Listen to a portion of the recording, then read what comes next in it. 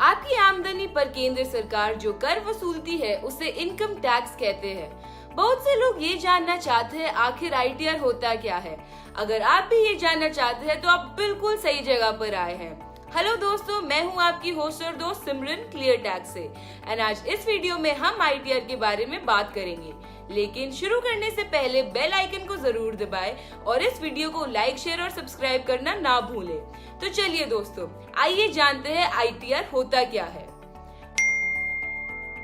ITR का full form है income tax return. आपकी जानकारी के लिए बता दें, आयकर रिटर्न को ही इनकम टैक्स रिटर्न कहते हैं।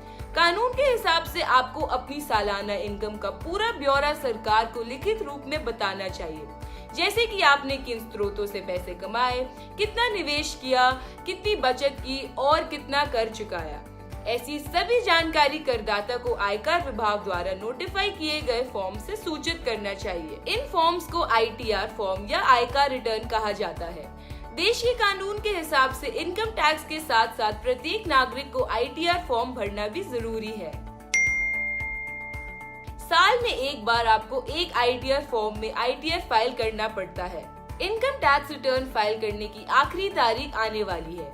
अगर आप सैलरीड है तो वित्त वर्ष 2020-2021 के लिए इनकम टैक्स रिटर्न दाखिल करने की आखिरी तारीख 30 सितंबर 2021 है।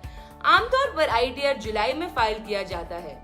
समय रहते इनकम टैक्स रिटर्न फाइल करने से सबका बड़ा फायदा ये होता है कि अंतिम दिनों में जल्दबाजी में रिटर्न फाइल करते समय होने वाली गड़बड़ियों और गलतियों से बचा जा सकता है।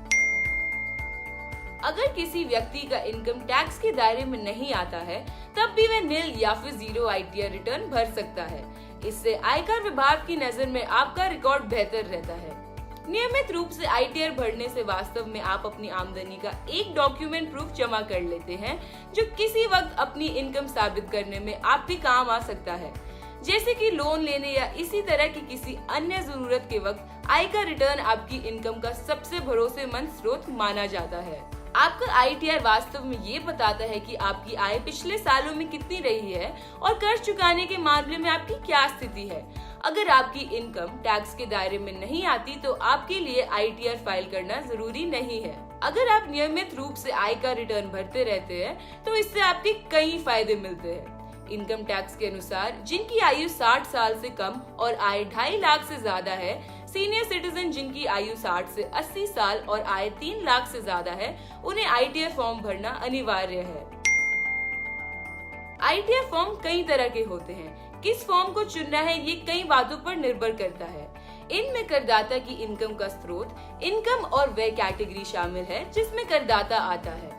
अब तक विभाग ने 7 फॉर्म नोटिफाई किए हैं। इनमें ITR 1, ITR 2, ITR 3, ITR 4, ITR 5, ITR 6 और आईटीआर 7 शामिल है। यह फॉर्म साइट www.incometax.gov.in से भी डाउनलोड किए जा सकते हैं। आपको तय तारीख के अंदर इनकम टैक्स रिटर्न फाइल करने की जरूरत पड़ती है। आईटीआर 1 का इस्तेमाल काफी ज्यादा होता है। इसे नौकरी पेशा लोग भरते हैं। उन्हीं को ये फॉर्म भरना चाहिए जिनकी एक प्रॉपर्टी है और कुल इनकम 50 लाख रुपए से ज्यादा नहीं है।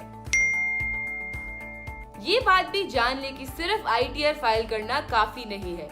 इनकम टैक्स विभाग ने आईटीआर या फिर इनकम टैक्स रिटर्न भरने के बाद उसे वेरीफाई करने की विधि को अनिवार्य किया है। बिना वेरिफिकेशन के इनकम टैक्स रिटर्न या फिर आईटीआर दाखिल करने की प्रक्रिया अधूरी है। वेरिफिकेशन के बाद ही आयकर विभाग आपकी आईटीआर को प्रोसेस करता है। आप ऑनलाइन माध्यम से आयकर रिटर्न दाखिल कर सकते हैं। क्लियर टैक्स की वेबसाइट में लॉगिन करके सिर्फ और सिर्फ 7 मिनट में अपना इनकम टैक्स रिटर्न फाइल कीजिए।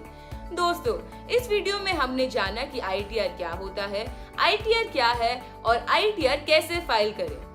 आपको आईटीआर के बारे में जानकारी कैसी लगी हमें कमेंट सेक्शन में जरूर बताएं और इस वीडियो को आप अपने दोस्तों और परिवार वालों के साथ जरूर शेयर करें। इस वीडियो में हमारे साथ बने रहने और वीडियो को पूरा देखने के लिए आपका धन्यवाद।